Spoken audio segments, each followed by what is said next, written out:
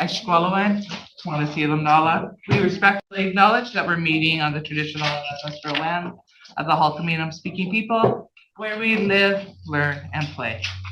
Adoption of the agenda, please. Moved by Trustee Thorne, seconded by Trustee Gilman. All those in favor? Thank you.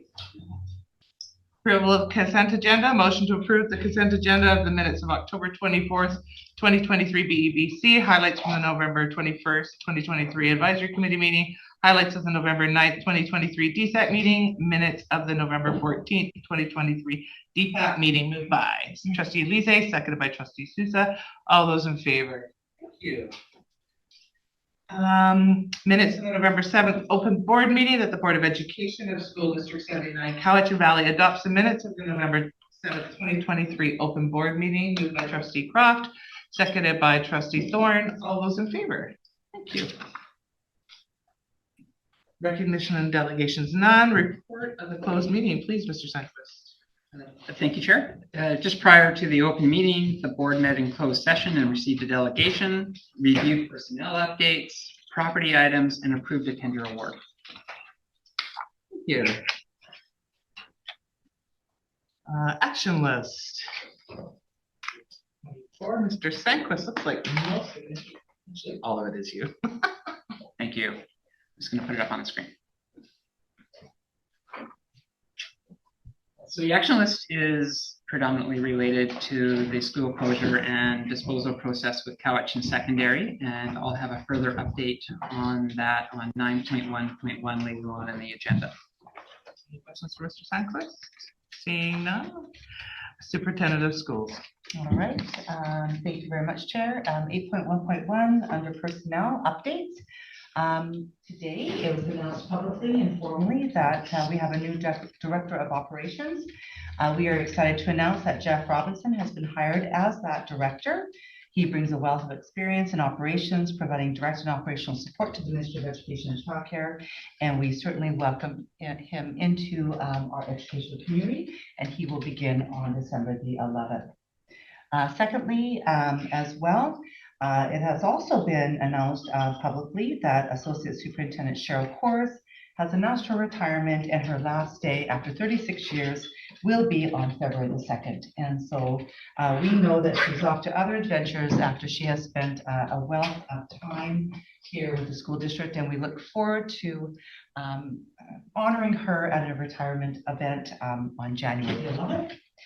And then we also want to welcome Darlene Reynolds in the new role as Associate Superintendent, her leaving her director role. She comes to us with a depth of experience that includes early learning all the way to post-secondary learning environments. She's been a classroom teacher, early learning educator, inclusive learning educator. She's also been a principal at elementary and a vice principal at secondary schools, as well as some district level roles. So she will begin her new role on January the 15th. So we will have a 2-week transitional period of time between Cheryl Corrs and Darlene Reynolds as one moves off into a new adventure and the other one moves off to another new adventure. And so we wish them both well. Moving on to principal and vice principal updates. In your package on page 25 of the agenda, you will see some new additions, and I'm going to actually make comment to them. New will be that we have a new principal of careers and trades.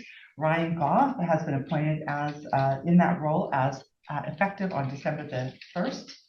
We also have a temporary principal that's new at Chemainus Elementary.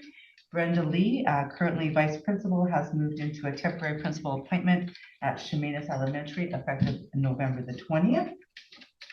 Brent Ranger has returned to his principalship at Tanzer, which means that Jen Merritt returned to her vice principalship at Cowichan Secondary School, and Kim Darbyshire moved back to the role of district vice principal of inclusive learning through that movement of Brent.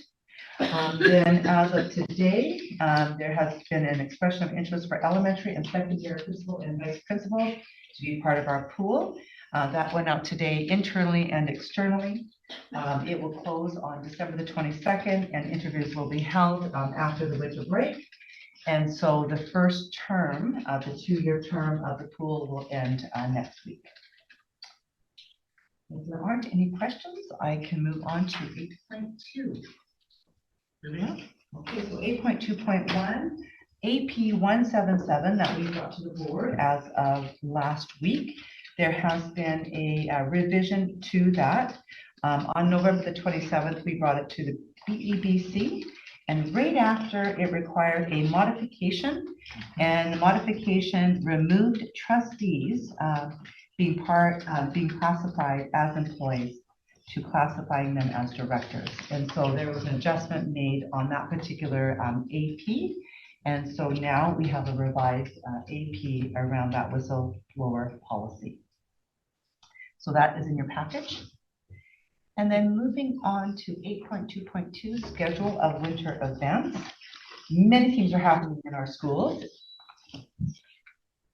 Yes, I just had a question on the Yeah. AP. Is that Yeah. okay? Do we have an ombudsperson? I'm going to refer this to our secretary treasurer. I'm just looking at how to make a disclosure for individuals that you can report it to, one being the ombudsperson. That's provincial. Oh, I'm reading that.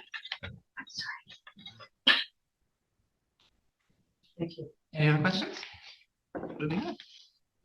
All right, 8.2.2, schedule of winter events. Many things are happening in the school district. So in your package on page 33, you are going to see a long list of wonderful activities happening at school. And so you are welcome to attend any of these events, but please check in with the principal, alert him or her that you may be coming, because sometimes things do change.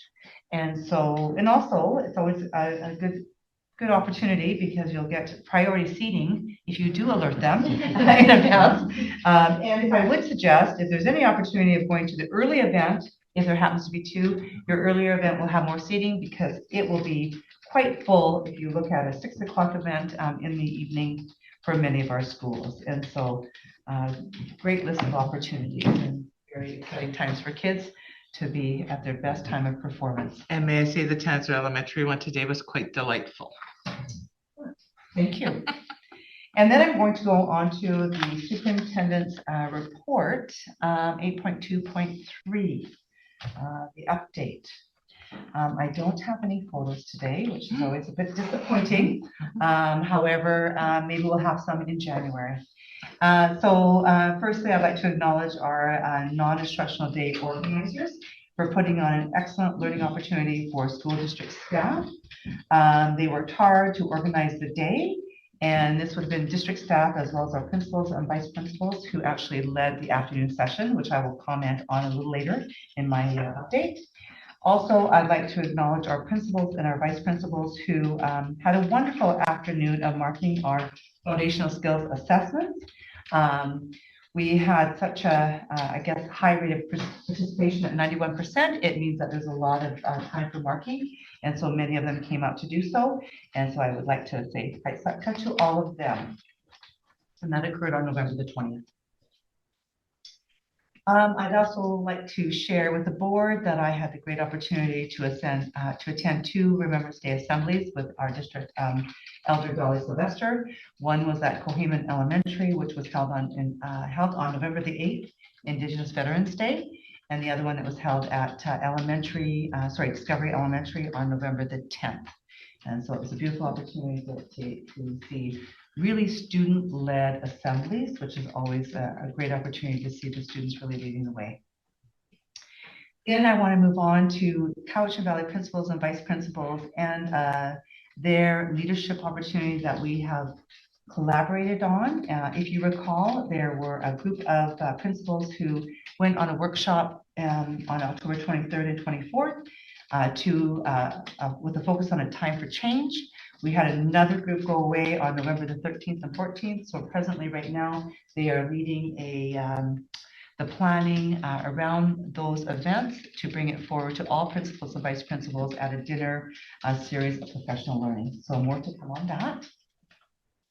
And then on our non-instructional day, which was held on November the 24th, was on identity, belonging, and mental health. And so there was a recorded opening video with myself, District Elder Dolly Sylvester, And she was also used as a resource throughout the day. But the three main ideas for the day were social emotional learning, mental health literacy, and trauma-informed practice. Great opportunity for some schools to work on CALM curriculum, on EASE curriculum, on UCARO curriculum, and then in the afternoon, they worked on their mental health plans. Each school has one, if you recall, and so they looked at that plan and they went through some work around that. So I'm happy to pass this around on that particular day. The next non-instructional day will be held on April the 15th, and the focus will be on literacy and numeracy. Okay. I had 2 deputy minister calls with all superintendents across the province, and it was related to Bill 40 legislation rollout. They occurred on November the 20th and the 28th. On November the 20th, we looked at First Nations School of Choice, along with local education agreements, and there'll be more information coming. And then on November the 28th, we looked at Indigenous Education Councils and how we really looked at our rights holders in terms of how do we move that forward.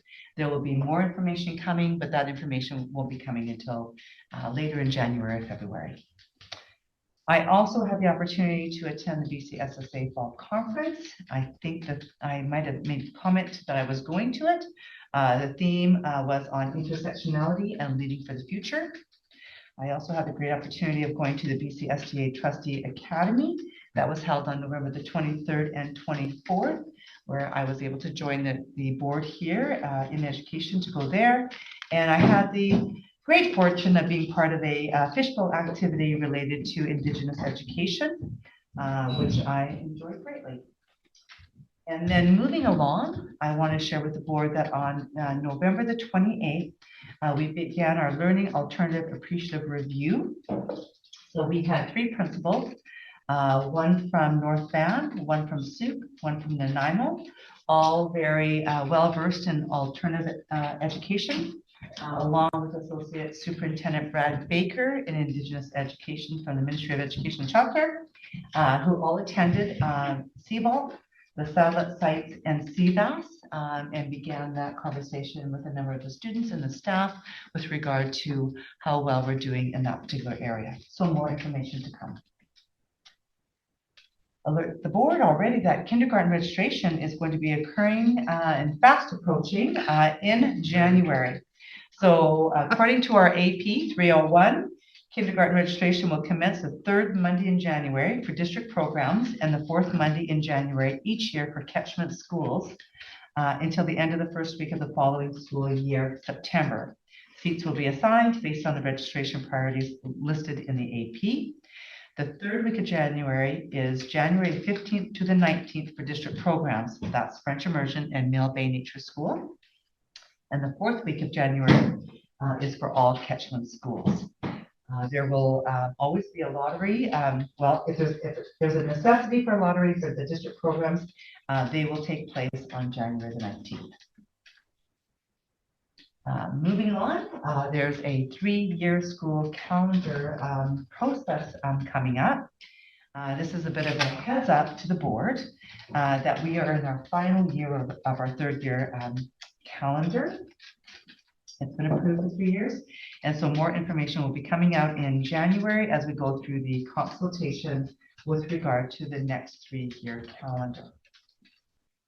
I would like to share a bit of a funny message I received today, not funny, where I had a grade 11 girl share with me via email that she just really wasn't happy that school ended on December the 22nd and that all of the traditions of Christmas for her and her family around bobsledding and going to Bouchard Gardens were being infringed upon because of the fact that it ends on the 22nd and Christmas was on the 25th. So good information from students, but I think it's something that we always go through for the 3 years, and we do our best to meet the collective agreement language along with the needs of the community. I did enjoy hearing her voice. Moving on to a bus tour on December the 7th. And so this is a reminder to the board that we have a tour happening on December the 7th. We will all be meeting at Cowitson Secondary School, the Build, at 12 o'clock sharp. to actually ride on a bus, and that we will be doing a little bit of a tour. We'll be stopping at Nourish Cowichan, at Ecole Mont-Brevet, and then we'll be driving past Seaball and Charles Hoey and returning to Cowichan Secondary for a tour. So please bring your hard hats and your boots and your safety gear in order to enter the building site. The trustees will be leaving at 12 sharp, so please don't get there at 12. Be there slightly before 12. Thank you. I wanted to let the board know that we have approved a research proposal from a teacher at Quamachin School. Subrit Johal received approval to conduct research entitled Morphology as a Literacy Intervention for Secondary Students. The case study to research to explore improving supports on morphology instructions through secondary education. So this was approved. The primary aim of the research is to investigate the effectiveness of morphology instructions as a literacy intervention for secondary educators. So this has been approved, and it's something that we always like to share with the board. But I think that it really tells us and me and maybe even our district team that the focus on literacy is now even moving into some of our teachers' interest in terms of pursuing their master's programs. And then lastly for me on the update here, I just wanted to share with the board that I had a number of school visits, Drinkwater Elementary, Seaball, Careers, The Grove, Mill Bay Nature School, Francis Kelsey, Maple Bay, and I'm going to stop with Bench Elementary as the last one because I had the great fortune of landing when they were doing a monthly assembly. And I really enjoyed hearing what happens at one of their monthly assemblies. And I think that it really was an exemplar for what our schools do when they bring all of the students together in an elementary school, and how they actually have shout outs, how they introduce their practicum student teachers, how they talk about all the events that are happening in the school, how they sing happy birthday to the month of all of the learners in that November month. And at the very end, I think the principal sharing some of the expectations that he would have at the school as well. So a really great opportunity to watch an assembly at Bench Elementary. And that is my update. And I'm happy to take any questions before I move on to 8.3. Any questions? 8.3, please. All right, 8.3. I am bringing to you the final approval for our Cowichan Secondary Educational Trip to Spain and France from March 10th to the 21st, 2024.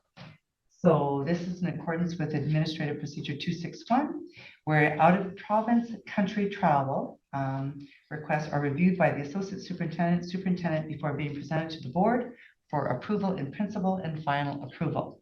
The board granted this particular international trip approval in principle on June 6th of 2023 open board meeting. And so now their request for final approval has been submitted. And so in that submission, just for your information, would be completed forms for all things. I'm going to run through the list. It would be a copy of consent information letters to parents, as well as final itinerary and schedule. It would have a copy of the group tour and any other insurances. It would have the ground and airline travel arrangements, travel and medical insurance forms, company waiver forms, sports injury insurance forms, and budget information. And all safety plans would be kept at the school. And so all of that would happen for the final approval. And if you recall from this particular item, and I did my homework this time, Trustee Croft, language and French and would be really the focus areas. It would be a history tour of Vimy Ridge and Versailles, arts and culture, an experience with culinary dishes, and the number of students are 35, and the supervisors would be 1 per 7 students. And also a 24/7 experience tour guide will be with them. So trustees, we have a motion before us. Moved by Trustee Jones, seconded by Trustee Croft. Any questions? Seeing none. Ooh. Just a comment, I just did that, and they're gonna have a fabulous time. All those in favor? Thank you. Thank you very much. Thank you for your report, Secretary Treasurer. Thank you. I have 4 information items this evening. The first one is Cowichan Secondary School closure and disposal consultation update. For the information of our audience, the board held a public meeting on November 14th at Cowichan Secondary. There were between 28 and 33 members.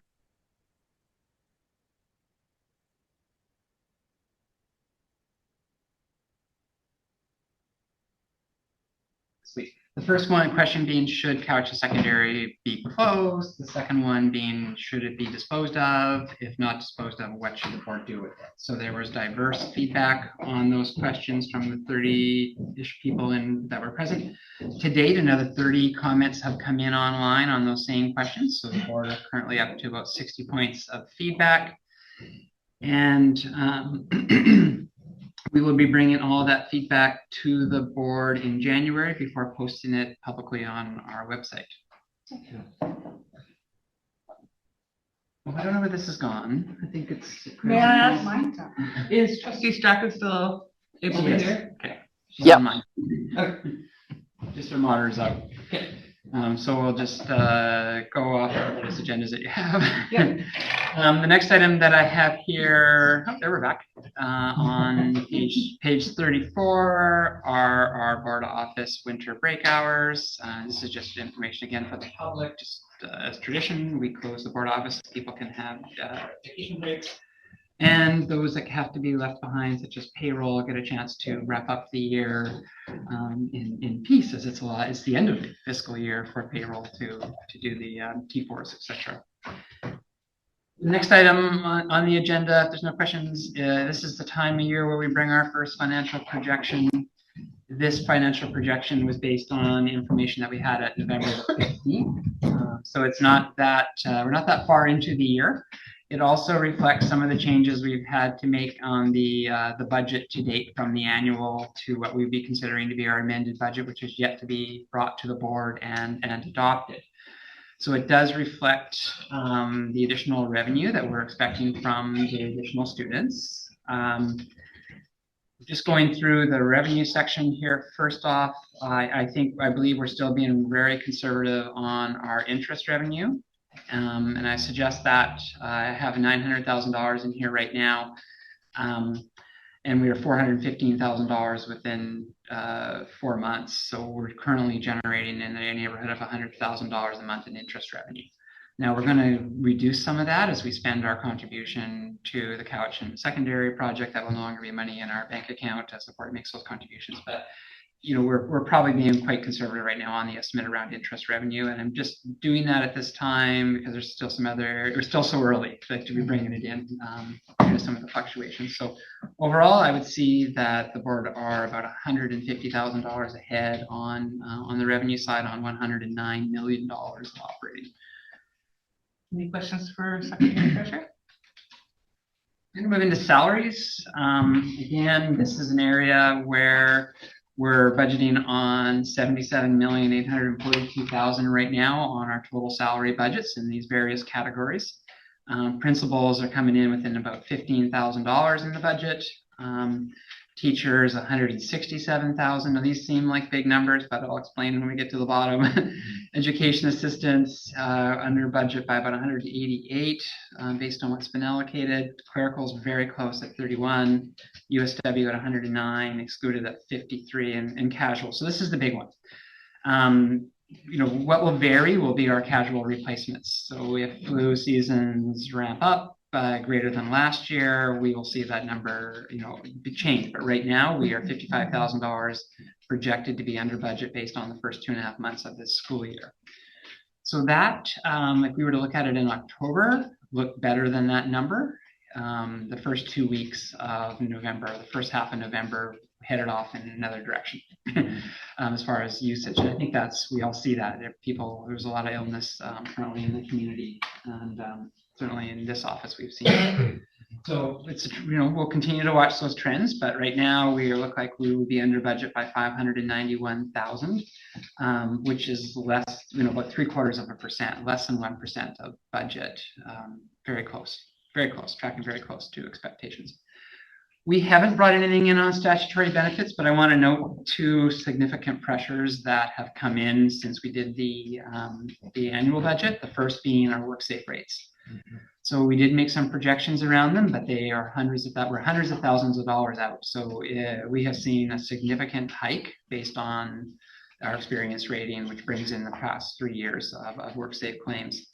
That fluctuates from time to time, and we're in a high phase around the rates that we're paying. We were down to very, very low demerits a few years ago, but it comes and catches up to us. The other area is there's been some changes that our software wasn't able to calculate for us last spring when we did the annual budget. It's around CPP contributions.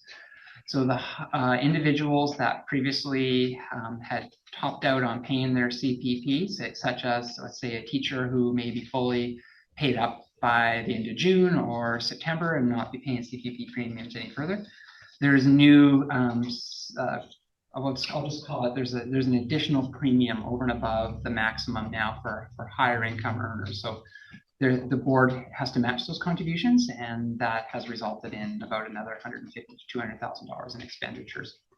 So just wanted to make you aware of that. I think under health benefits, we do have a premium holiday that we can bring in that'll reduce that a little bit. So I'm just, we haven't brought anything in on employee benefits as around surplus projections because it's still too early for us to tell. I can't extrapolate on stat benefits when some people have fully paid. We need the first pay period in January, and then we'll get a pretty good idea of where we're at with that.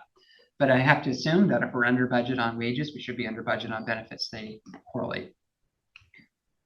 Services and supplies, again, our utilities is still very early to be tracking whether we have a cold winter or a warmer winter. It's supposed to be a El Nino winter, which is warmer, which should help us out. But it may come with snow. We'll have to wait and see. But right now, it's too early for me to really do any really great analysis there. One of the areas that I think when we're having conversations around the amended budget that we'll want to look at will be some of the effects that inflation has had on our school-based supply allocation. So I'm just kind of dropping that as a hint here. The board haven't made adjustments to the per pupil rate that we fund to school in the last couple of years, and we've seen inflation well exceed 10% over those 2 years, and it was a real challenge last year at year end, and we saw the results of that inflation on our school supply allocations. So I think that's something that we'll want to talk about as we do the amended budget, and may have a cost. If we were to recognize approximately 10%, might be about $80,000. So then overall, right now, with everything, just looking at that little bit of interest revenue that we've topped up on, and those wages, we were at about a $740,000 surplus projection on budget. On a balanced budget, I'll show you in the next slide what that actually means. Any questions so far, Mr. Sundquist? Nope. Okay. The next slide is a little bit more important. It's where are we at? So we began the year on the financial statements. You can see that. Make it a little bit bigger. Maybe this makes it a little easier to see. Maybe a 5-year-old with deadly eyes could see that. Okay. And I know I try to make them large enough for everybody to be able to read, but it's hard. The financial statements came in utilizing $2.322 million of the prior year's budget to balance 2023-2024. So at the end of the year, we had 2.97% of budget left over. So when we closed off the financials and they were presented to the board in September, that's where we were at. We've gone into that surplus by $137,000 right now. And I think there's some adjustments that are going to soften that a little bit, but then if we make a decision around school supplies, that'll probably put a little bit more back there. So we're not that far off. We're not that far off target where we ended the year, but we do have seen, based on the WorkSafe and CPP numbers, some additional pressures that weren't foreseen. So we're currently in 2.4 million now, and almost 2.5 into the surplus allocation just to balance the 23-2024 budget, and then leaving the rollovers the same. If we put the projected surplus in that we're showing you at November 15th, which tends to only grow as we move through the year and know more and more, tends to, we could see a year-end surplus of 3.8 million or 3.52%. So you'll have some funding to help balance the next year's budget, and you'll be able to make decisions around that when we get to budget season. Thank you. That's actually really good news for us. It doesn't sound like we won't have a tough budget season as fast as we thought we might, so that's good news for us. Trustees, any questions for Mr. Sandquist before he carries on? Being none? This is direct from the chair of the board. The board contacts and liaisons for information for the public to be aware of which trustees will be representing the board at which schools and which provincial or other committees. So it's here for information, and I don't believe there's many changes if I'm correct. Just requests for schools to be changed. Everything else stayed the same. So this is just for the public's information. Thank you. So 10.1 Trustee Academy. First of all, it was absolutely wonderful learning opportunity. It was wonderful to watch our superintendent in the fish bowl, sorry, but we were knocking on the tank. Remember? Great questions, but just also showed how advanced the Cowichan Valley is in embracing culture and what we're doing with kids and how kids are benefiting from the leadership and having Dolly as a part of our district team to show that, you know, we're not just talk, we're action. And so I thought it was an amazing event. Trustee Thorne, thank you so much for being a part of that build on that. Trustees, anybody want to talk about Trustee Academy? No? Oh, Trustee Thorne. Just a comment. I really appreciated everyone being there and the parts that we all took.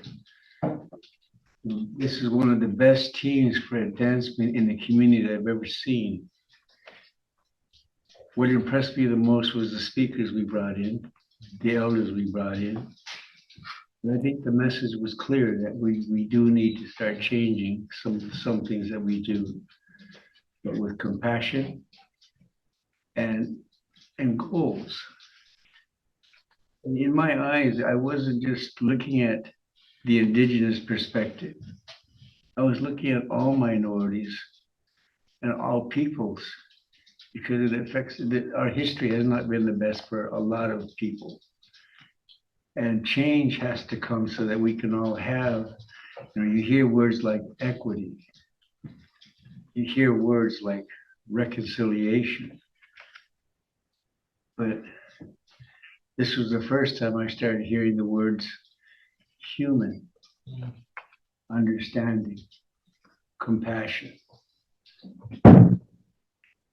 Drop the bottom. But I think we're going in the right direction. I really raise my hands to all of you for trusting me to go and work with Gordon. But keep in mind that I do this as a team. I've had to explain to Gordon that it's not a Joe Thorne thing. It's a school district 79 thing for all children because we all have one goal in every district in the province. Students first. One heart, one life. Trustee Sousa. Yeah, just to say, I was like so blown away by the speakers in particular. I mean, it was a wonderful event. And it really did feel like, I mean, you know, all the trustees from across the province, or most of them were there. And it really did feel like to me, especially with the standing ovations, that it was like one heart, one mind across the board, you know. It was exceptional, it was powerful. And I just loved the way it ended off, which was like, a gentleman talking about the signs of kindness. Yeah. You know, I'm very hard connected to His Holiness the Dalai Lama, and who started talking about kindness and compassion and how that's kind of sort of out there in the world, you know, using other words, you know, in terms of kindness and working with one's heart and things like that. And this gentleman also, like, you know, now conveying the research that's being done around kindness and the science to back it up, as if we needed the science. Was good to see, you know, and good to recognize that science, or that science does recognize the importance of kindness and being human as well. So I don't know, I was just reviewing the notes over. It's like, yeah, that was an exceptional couple of days, and the speakers were just outstanding. So kudos, you know, to the organizing committee and Joe, to you as well, for just like circulating around and making sure everyone is good and well. But yeah, I take your point about it being us, but you played a very important role. So And also trustee Thorne, I want to also mention that the folks that were there to support anybody who needed some healing after some pretty heavy topics that we attended. I think that everyone's overall wellness was really well cared for while we were there. It was probably the best conference I've been to with BCSTA. I loved that everything we did in a circle. And I loved that they took care of our overall wellness. Not just our learning, but our mental health, our everything when we were there. So please pass on to Gordon and the team how much we appreciate everything that happened that weekend. And just to clarify, a lot of people asked again, because we had new trustees, why I moved. And when I'm at BCSTA, School District 79 is considered one of the hosts. So as a host, I move around to make sure that one, you're comfortable. Two, that if you need help, we'll find it. And if you're a diabetic, making sure you have a snack. It's just protocol, because for the 3 days or 4 days I was there, that was my house. And everyone in it was our guest. So School District 79 is one of the hosts, and we have to maintain protocol and take care of everybody. Yeah. Trustee Lise. Well, I'm really looking forward to puppies. Oh, you and me both. So We'll for talk to the anybody who wasn't superintendent. there, you have to see what UBC Kelowna is doing. The BARC with program. The BARC program. And if we want a great environment for our community, our kids, we need, Our meetings. yeah, we need puppies. We should start here. They should start. Jason's eyes just. Oh, we have a totally new program. Sorry. It's gonna cost the district a lot of money. Okay. Moving on. Moving on. Partners were all talking. They did not hear a thing. Okay. Please take a look at schedule of upcoming meetings and events. And also please note our board office, the complex's winter holiday events. Trustees, always important if you can make any of those. Just one update, if I could. Sure. Under the event, under Board Office Complex Maintenance Winter Luncheon, it is yet to be determined. Okay. BDD. Any other changes? That was the one I had. Seeing none. Moving on, no correspondence, no news business. Question period. Mr. Sandquist, do we have anybody online that would be asking a question? We do have a partner online, and we will wait to see if they submit a question. And is there anybody from the gallery that has any questions? Crickets. Kathy, may we also thank QP?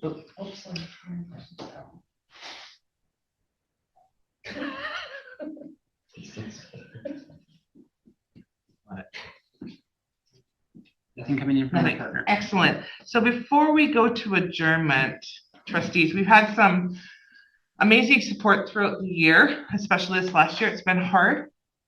But we've had an amazing group of folks that have stood with us, beside us, sometimes even in front of us. And that would be our partners. That'd be the United Steelworkers, that'd be DPAC, that would be QP, that would be both teachers unions, and that would be the Principals and Vice Principals Association. I think that in all my time being on the board, I've never seen such open arms to take care of each other. We had ourselves in some pretty hairy times, and our partners stood there with us.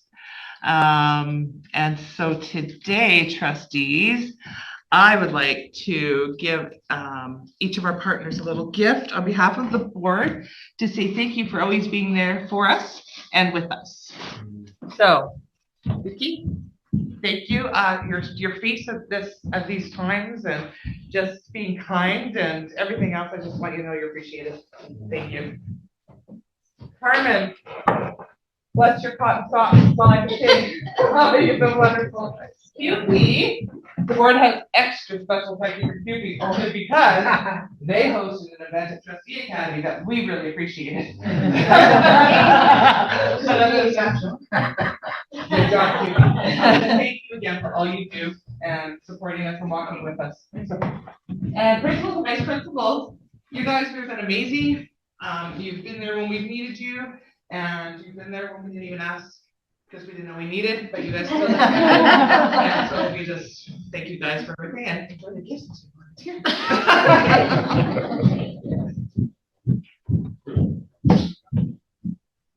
All right, with no further business, a motion to adjourn, please. Moved by trustee Sousa, seconded by trustee Doman. All those in favor. Have a great holiday season, partners.